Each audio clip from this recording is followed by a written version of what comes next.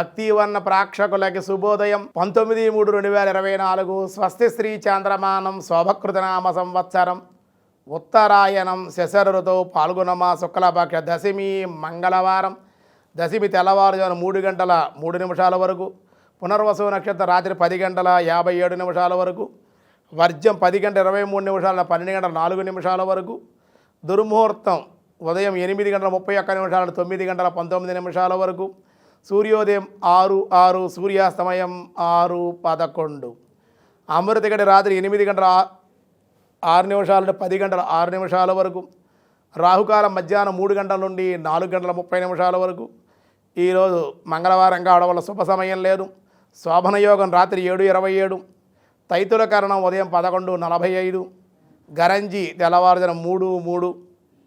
అలాగే రేపే ఏకాదశి, కోరుకొండ లక్ష్మీనరసింహస్వామి వారి తీర్థం విశేషంగా జరుగుతుంది. ఏకాదశి ఉపవాసం ఉండేటువంటి వాళ్ళు రేపే ఏకాదశి ఉపవాసం చేయాలి కాబట్టి తెలియజేస్తూ ఉన్నాం. సాధారణమైన వ్యవహారాలకి ఈరోజు అనుకూలం. దినారంభ చక్రాన్ని బట్టి ఈరోజు మేష, వృషభ, మిథున, కర్కాటక రాశి వారికి అంత అనుకూలంగా లేదు. సింహ, కన్య, తుల, వృశ్చిక రాశి వారికి మిశ్రమంగా ఉంది. ధనస్సు, మకర, కుంభ, మీనరాశుల వారికి కూడా అనుకూలంగానే ఉంది అని చెప్పడం జరుగుతుంది. అలాగే భగవద్గీతలో కృష్ణ పరమాత్మ ఈ 18వ అధ్యాయంలో ఏం చెప్తున్నారో చూద్దాం.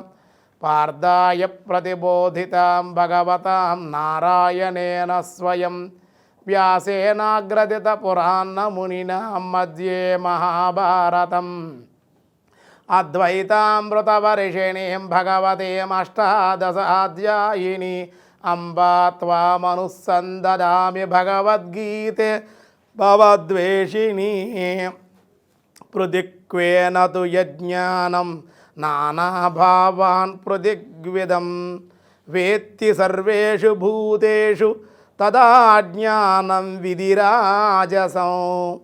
అర్జున, సమస్త ప్రాణుల యందును నానావిధంబోలే నానా వివిధ భావనలు వేరువేరుగా భావించు వారి జ్ఞానము రాజస జ్ఞానమని ఎరుంగుము అని.